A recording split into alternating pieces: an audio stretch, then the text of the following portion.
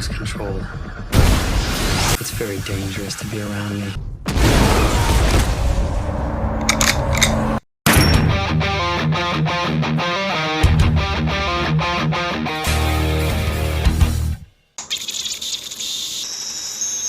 Hello friends, my name is Stevie Cade and welcome to Film Trigger. So the TV show She-Hulk is streaming on Disney Plus, and my god, people are saying a whole bunch of bullshit.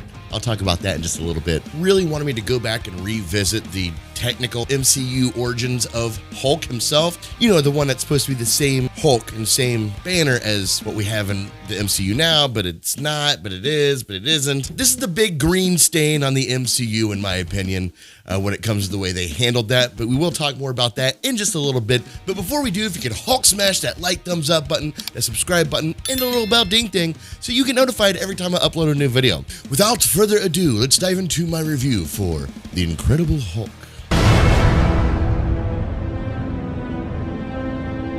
I've always loved this movie and never really understood why it got so much hate. It's kind of like the whole The Amazing Spider-Man parallel, where everyone seemed to hate on that movie, but then now all of a sudden everyone seems to like it. I was the guy over here on Lonely Island liking that movie, and I feel like The Incredible Hulk is kind of the same. So let's move right along with what I like about this movie. Its looks. This is a wonderful looking film, but not in just one area, but on multiple levels. You have massive landscape shots that make this movie feel globally big. The cinematography in every single scene, every single shot is absolutely beautiful. I mean, seriously, almost every single one, from the colorful streets of Brazil to hiding Hulk in the shadows before his big reveal, which is a great scene, by the way, when he's in a bottling plant. Probably one of my favorite scenes of Hulk, and the cinematography in that shot is absolutely amazing.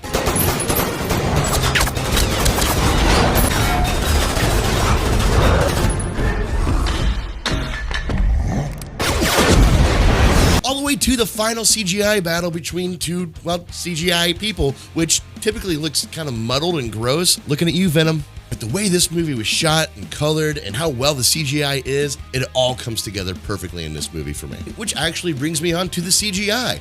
Listen, I heard some people bitching about the CGI back in the day, and I really don't get it.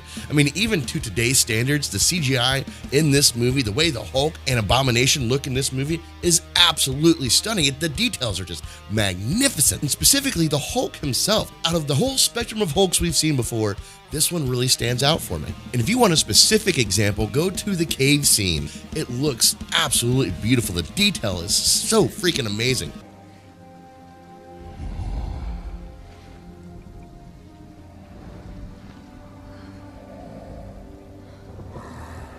And in my opinion, one of the best looking Hulk scenes we've ever gotten. Honestly, I kind of wish they would have kept this Hulk, or at least closer to this Hulk when they brought him into the MCU, but Edward Norton had to fuck it all up. Sorry, Ed, but you did. So I can understand switching out actors, but switching out the Hulk look completely really throws me off to the MCU compatibility. But suspension of disbelief, same person, got it. Kind of wish they would have kept a little closer to the mold of the Incredible Hulk.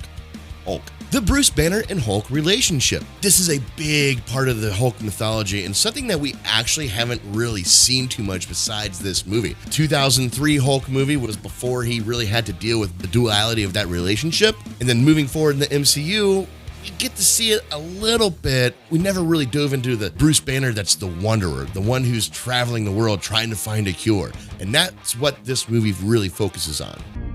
I've been alone for a long time. Not because I want to be. It's until I solve this problem, I have to be. Everything from his breathing techniques that he's being trained to do so he can lower his heart monitor, the heart monitor wristband that he has on. That's a smart Hulk thing to have, right? The utter fear of his blood contaminating somebody else. It's these little details that we do seem to be missing in the MCU now. Moving even deeper into that, we get to see this kind of PTSD effect that the Hulk has on Banner. And he gets these weird flashbacks randomly.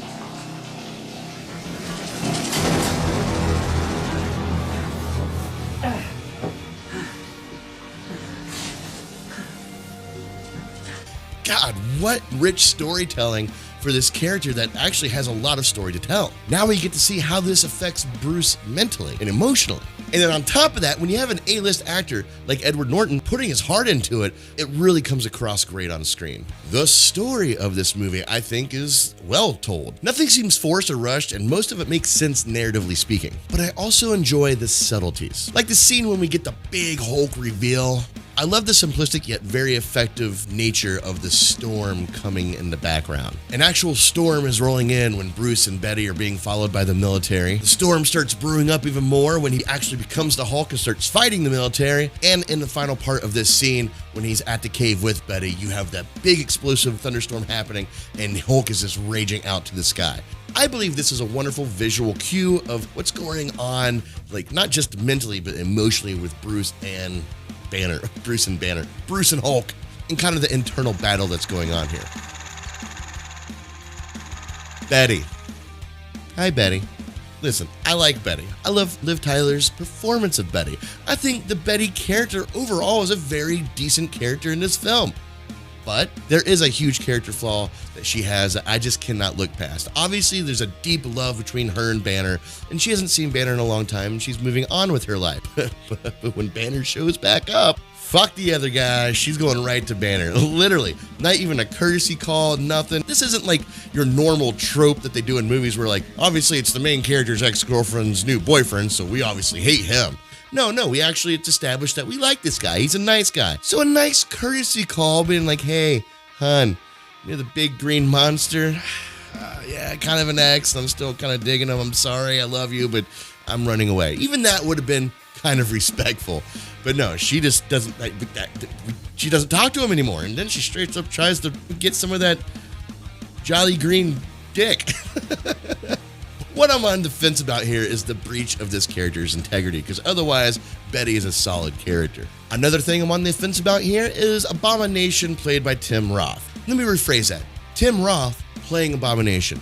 Listen, Tim, you're a good actor. I love a lot of the movies that you're in. Reservoir Dogs, Pulp Fiction. I love the shit you do. But you in this movie just does not sell for me. Tim Roth's portrayal of this character just kind of sticks out to me. Like he's almost overacting and underwhelming at the same time. I just don't buy his performance, and I'm not saying his performance is bad. That's why I'm on the fence with it. I can easily look past it, but it definitely is on the back of my mind when I watch certain scenes and I'm like, that was an odd line delivery. Why is he a foot shorter than everybody else?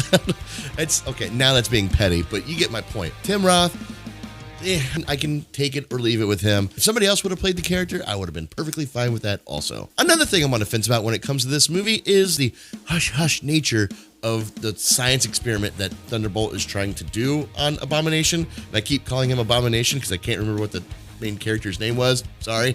I could look it up, but I'm not going to. Why would Thunderbolt do this? Narratively speaking, it doesn't make any sense. He's already wasting hours of man time, resources, funding to chase his last failed experiment.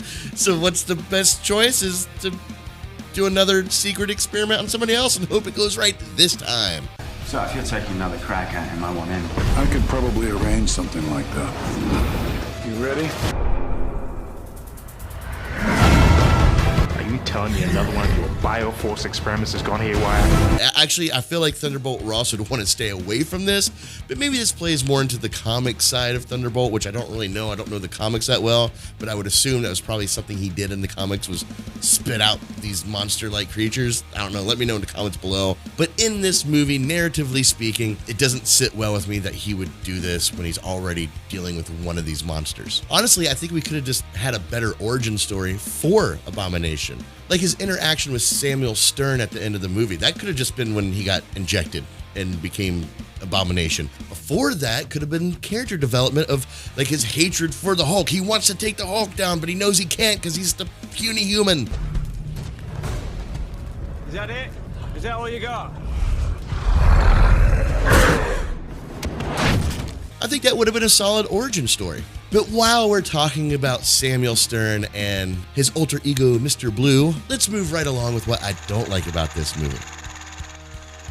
You're Bruce Banner, you're roaming the planets in hopes for a cure. You're hiding from the US government, which apparently can invade any country at any time without any reason or explanation. And you're talking to other scientists through encrypted emails for help. And you're using the code name Mr. Green. Really? Mr. Green, that's the name you're going to go for. No, nothing conspicuous about that. It's such a lazy tip of the hat to the Hulk. I don't know. I don't like it, and I'm glad they got caught for that. I'm glad that stupid decision is what got them caught by the government. Dumbasses, Mr. Green. What are you doing? And on top of that, the entire movie's leading up to this possible cure when he meets up with Mr. Blue or Samuel Stern or the leader or whatever the fuck we're calling him in this movie. But that scene itself, it kind of means nothing. They never say they actually found a cure. You led the government to all of Bruce Banner's blood, and it all just feels like a setup for the leader to come to fruition.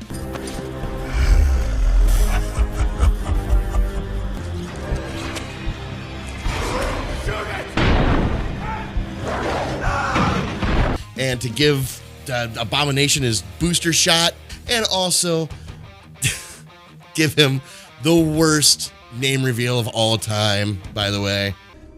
I don't know what you've got inside you already. The mixture could be an abomination. Honestly, you could have taken that last scene and plucked it out, and it probably wouldn't have changed much when it comes to the storytelling. It was just a scene thrown in just to set up all this other shit. And this scene is like one of the only scenes that actually does bug me, because it just feels excessive. It just feels like, okay, we're setting this up, we're doing this. Oh, by the way, your name's Abomination. Could have done without it. Overall, this isn't a perfect movie, but you know what it is? It's a really good Hulk movie. I've never understood the hate, and I'm glad people are finally coming around to it and using this movie as an example of the Hulk they want to see. This movie is visually stunning, it has a great cast, and a pretty damn spot-on storyline. And for all these reasons, I'm giving this movie a B. That was wonderful. Bravo! I loved that. Oh, it was great! Well, it was pretty good. There's my review for The Incredible Hulk, but I am loud and proud to say that this is my favorite Hulk movie out of the 2 solo Hulk movies we have. But I want to know what you guys think. What is your opinion about this movie? Did you like this movie from the very get-go, or are you just coming around to this movie and realizing that it's actually a really good Hulk movie? Let me know your thoughts in the comments below. Also, be sure to check out some more of my videos, and as always, stay trigger happy, my friends.